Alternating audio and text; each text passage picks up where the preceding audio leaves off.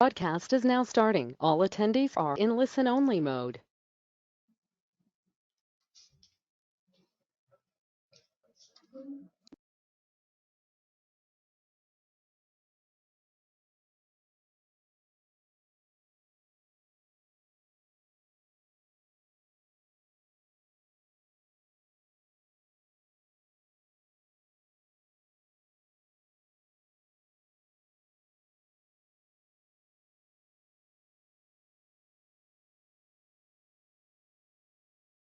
Hello, everybody, and welcome to CW's webinar on the second H Global Cement Volume Forecast Report. This also happens to be our last webinar for the year, and we thank you for taking the time to join us today. On the agenda, what we have is a short description and introduction to who we are as a group and what we do. And then we'll jump into sort of the highlights of the report in terms of how we look at the numbers, what is the sort of the status of the global economy and construction outlook, and what is the capacity revisions and additions we expect over the forecast period. Of course, giving you some insight on global consumption trends by 2027. So without much further ado, let me present myself. My name is Prashant Singh. I am the CW Research Director out of Mumbai, and my colleague and other presenter is Mr. Wanderson Tashira, who is our lead business analyst out of the Lisbon office, and who will actually be going through most of the important informative slides of this report. So, who we are as a group. So CW, basically, for those who are not aware of us, is divided into three different verticals. And we have the advisory vertical, the research vertical, and the media vertical. And under advisory, we work with major global consultancies and leading institutions, including the World Bank and different sovereign wealth funds on a variety of projects. We provide consulting and advisory expertise on a very diverse product portfolio. For example, we're working on just a recent sample of advisory projects include a detailed study on circular economy for the MENA and West Africa regions, and a country report on a major ASEAN member state. Currently, we're actually also investigating alternative fuel possibilities for a major producer in North America and who wants to increase their alternative fuel consumption. So we do a whole host of projects and projects across the cement industry value chain. Under our research umbrella, and for which we are, of course, renowned and which we have benchmark reports, include the VFR report that we're here today, and also there's the trade prices report and also different price assessments. Last but not least, under the media umbrella, you can join and have access to our online vast database of articles on a variety of topics. They include clinker, cement, bulk, IPP, and sort of are providing a synopsis of the daily events for these products on a global snapshot. We also conduct in-person meetings, and we are actually going to be holding our next conference on the 15th and 16th of March in São Paulo, Brazil, called the Cement Business and Industry Brazil and LATAM, Alternative Fuels and Raw Materials. And if you would be interested in sponsoring or attending this event, please do not hesitate to contact our sales team, whose contact details are presented at the end of this, are shared at the end of this presentation. So let's just go and give you a brief review of what are some of the sister reports that this report, the Global Volume Forecast Report, adds value to. The most important component is, of course, the Global Trade Prices Report. It's updated quarterly. It provides a holistic view on trade prices, retail and ex-works on major markets, and complements this volume forecast report, which is focused predominantly on analyzing capacity additions and or closures across major markets, with the exception of Ukraine this year in this edition, primarily because you're all aware of what is happening in Ukraine. But we hope to sort of reintegrate Ukraine once things have sort of calmed down and returned to normal. We also have different price assessments, which includes the price assessment for the Med Basin, as well as the Persian Gulf and Arabian Sea, where we track market movements and cement prices in those markets, and predominantly looking at countries like Saudi Arabia, Iran, the UAE, Turkey, to see what they are doing in terms of trades in these markets. Okay, on the next slide,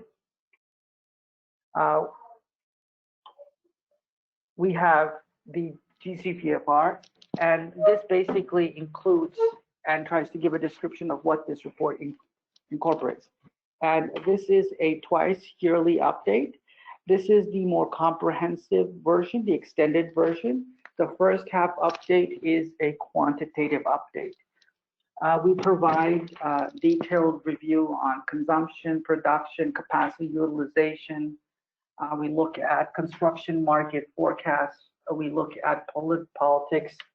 And all of that is synthesized into our outlook, which we call the base case, which we say or state is our expectation of what we expect of the 2027 likely scenario. Unfortunately, given where we are in today's world, we also provide both a more optimistic and pessimistic view with parameters defining what will drive A or B for that case to actually manifest. For more details, please go to the link shared on this webinar page, which this presentation will be emailed to you, and you can go and have a look at the countries in detail. Currently, this is our coverage. We actually still have Ukraine covered, but it is actually excluded from this list this time around. We endeavor to expand our coverage in Africa, but the biggest challenge in Africa is to have a sustained and accessible and reliable database source. And we continue to try to increase our coverage in the African continent. So what does this report actually contain? Well, it contains output, capacity, consumption, net trade expectations. We include our best case expectations for trade volumes for 2022E, and therefore also our consumption expectations. In many cases, data is a couple of months out, so basically we look at all of the factors and try to analyze where we think the number could be for this year for all of the countries in question. We look at macroeconomic information. We look at construction sector information.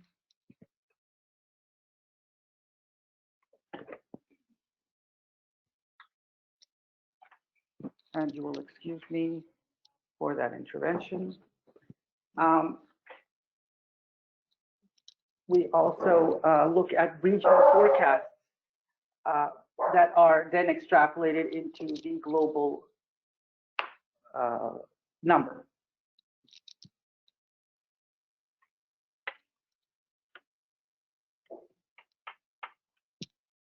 The next slide, please.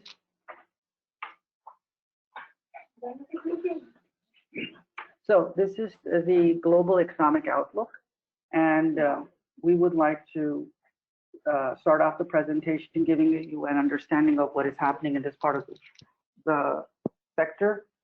And most importantly, the IMF has predicted as of its October report that global growth will slow down um, from its expectations considerably down to just 3.2. And this apparently in October was a good expectation. Recent expectations expect actually global growth to be even weaker. Now, the US economy is also in a challenging situation given the constant rate hikes. The Fed has not paused its basis points, and we expect that by until 2023, the interest rates could actually reach 5.25 or 5.5, which will have a considerable impact on mortgage rates and therefore a downward pressure on the housing market. So the outlook for 2023 in terms of the US construction sector seems to be, at least residential, is negative, but we expect demand to be driven, therefore, and sustained by infrastructure projects from at the federal level as well as state level, but primarily from the federal infrastructure bill for major renovations on roads, bridges, and the like. However, the Russia-Ukraine conflict impact continues to spill over and have negative impact on emerging markets, primarily because it accelerates capital outflows from emerging markets back into the safe havens of US Treasury bonds. So this definitely has a negative impact on growth rates and the recovery of these markets from the impacts of the pandemic, as well as the follow-on impact of the Russia-Ukraine crisis. It is estimated by the IMF that the emerging low-income countries could need an additional support of around $500 billion between 2022 and 2027, which is actually another 60 or so billion more than they predicted just a few short months ago. So this is the direct impact of the Russia-Ukraine crisis that is forcing the IMF to allocate more funds to lower development countries, which of course means that these funds that would be for these countries will take out of construction and will be focused on other sectors, including healthcare, including providing funding for disadvantaged people so that they can sort of survive. So this has a negative impact globally, at least in terms of demand for 2023. So with this insight, I will now hand over this presentation to my colleague Vanderson, who will now take you through the different outlooks for the global cement demand over the next 5 years. Vanderson, over to you.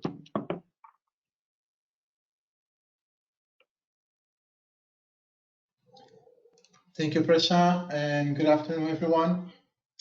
So before we actually jump into the highlights of our second half update of the VFR, I would like to start by going over the crude oil prices and also the Baltic Dry Index. When we talk about the crude oil prices, in October, they've reached an average of $81 per barrel, down by $6 per barrel from September. And this was as a consequence of a slowdown in economic growth in many markets, and also demand decline for oil. A steeper drop is expected in the next month as the European Union ban on Russian crude imports and also the G7 price cap takes effect. However, the declining prices might not become such a reality depending upon OPEC plus production which they are likely to increase in order to improve prices, and also the relaxation of China's COVID-related restrictions.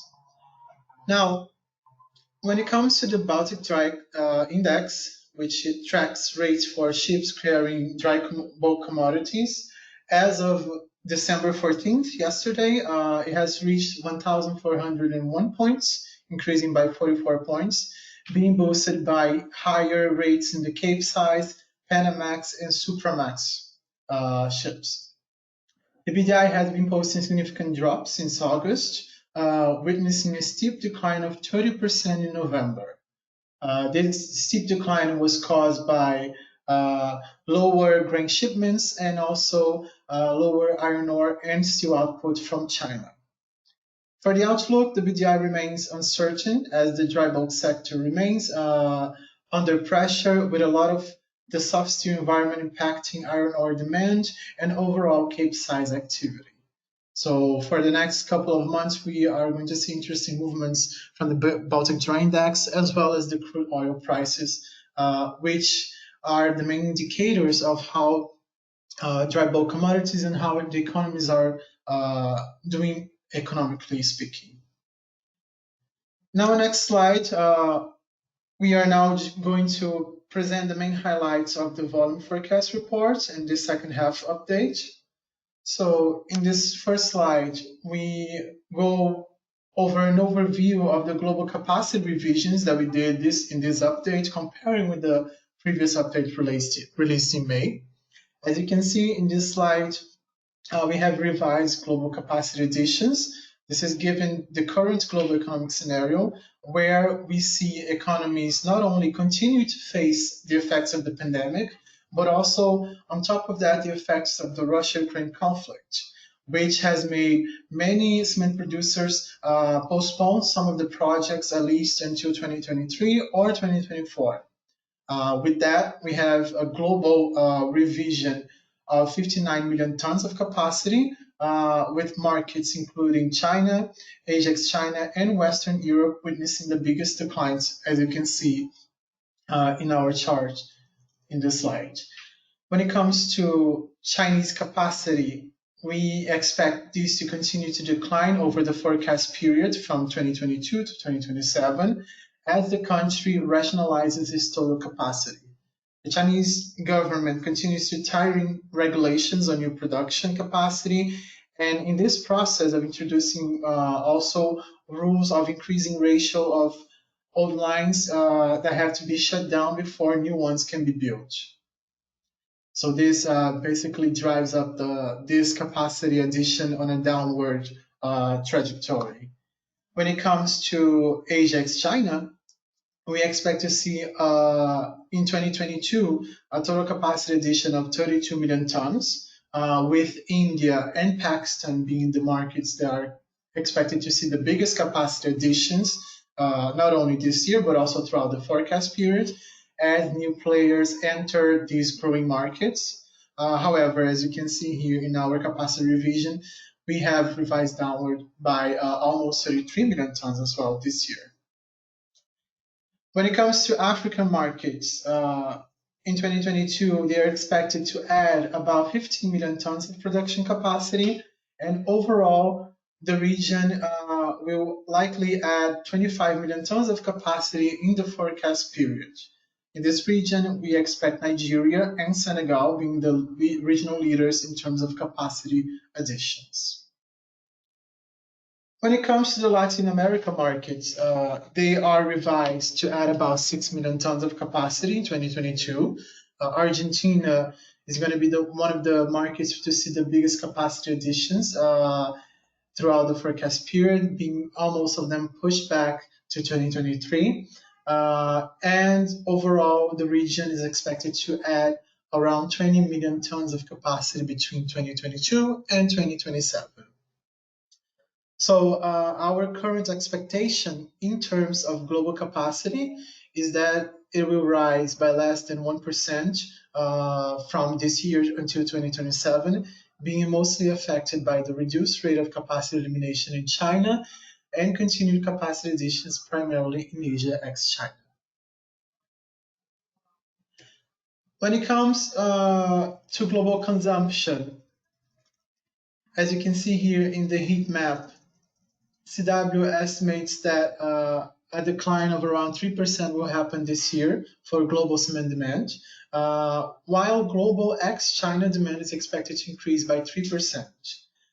As you all know, the global economy continues to face challenges from the effects of basically three forces: the Russia-Ukraine conflict, skyrocketing inflation rates, and the economic slowdown in China, the US, and the European Union.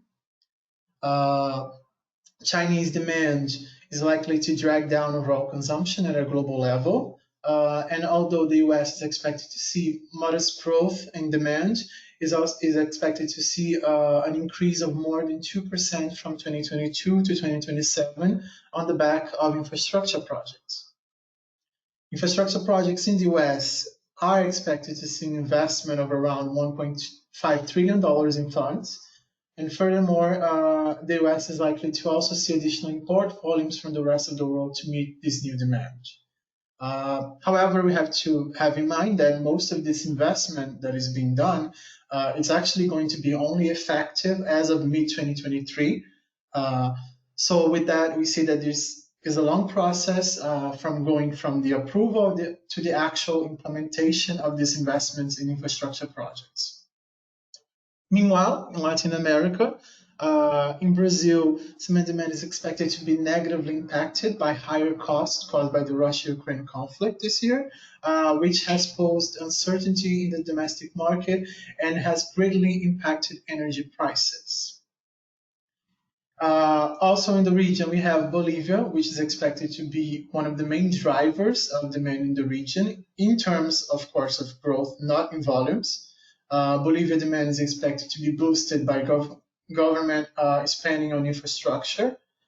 Just to give a glance of that, the government has announced around $5 billion for public investment in their 2022 general state budget, which basically represents an increase of 25% compared to the budget of last year.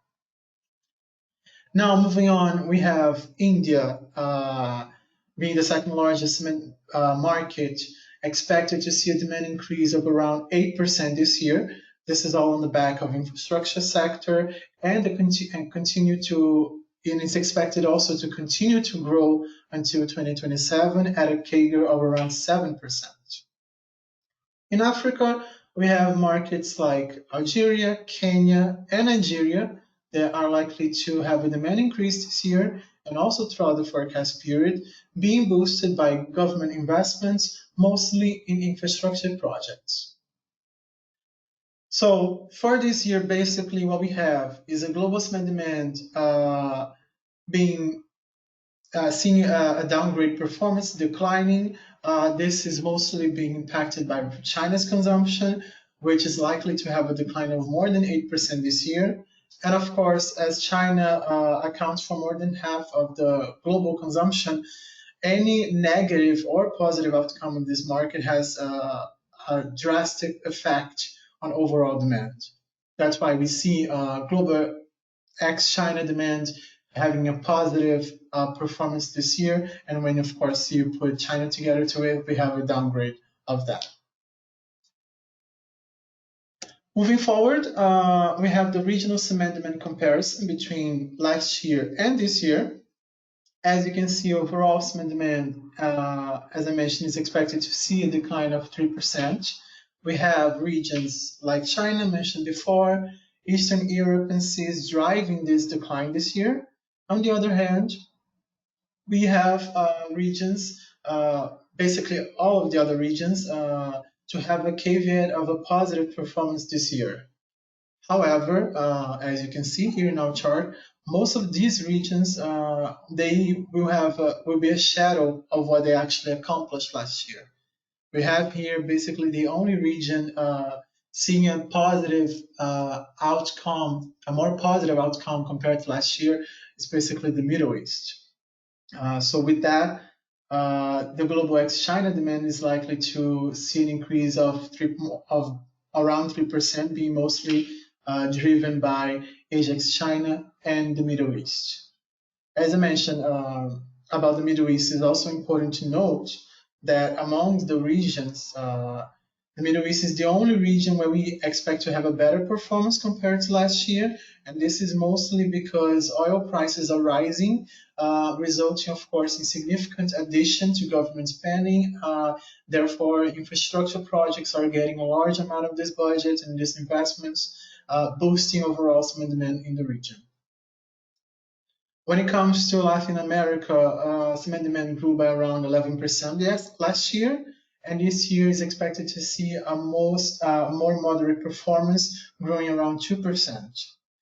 Western Europe, which was severely impacted by the pandemic in 2020, managed to have a cement demand recovery of around 5% last year.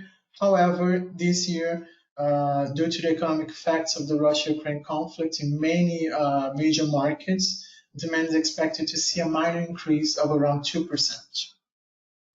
In Africa, we also had a positive performance last year, and this year is expected to see a demand growth of 3%.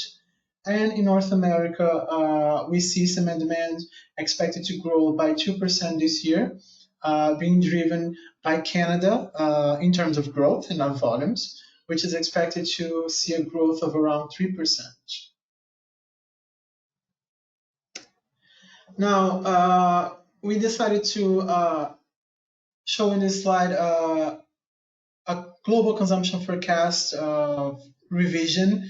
So we can see and display how we have revised our forecast from this second half update compared to our first half update that was released in May. As you can see, global cement demand this year was revised significantly downwards due to the Chinese decline. Chinese cement manufacturers have been facing an extremely challenging production environment. This is not only due to power shortage, as well as a rising raw material input expenses. And on top of that, we also have the instability of the real estate market that has also posed challenges to the industry's development. In the short term, global demand is expected to see a recovery as China's cement demand also recovers from the disastrous 2022, but yet stay on a long-term decline trajectory. In our next slide, we present our CW cement demand outlook. We have our what we call the base scenario that is being complemented by two additional scenarios, the optimistic and the conservative. In our base scenario, we see global cement demand expected to remain relatively stable as economies continue to recover from the pandemic or from the effects of the Russia-Ukraine conflict. And also as we see government investing in infrastructure and housing projects. Meanwhile, we have our conservative and our optimistic scenarios. In the conservative scenario, CW takes into account not only the possibility of the continued COVID-19 related lockdowns in China, but also the continuation of the Russia-Ukraine conflict, leading to sustained high energy prices. And we also take on top of that the expected recession of the US economy. While in our optimistic scenario, we believe that we won't have any significant flare-ups of COVID-19, and also that the Russia-Ukraine conflict will come to a peaceful resolution. And furthermore, we also expect the Chinese economy to pick up from its level this year, and the recession in the US, if that happens, to be limited.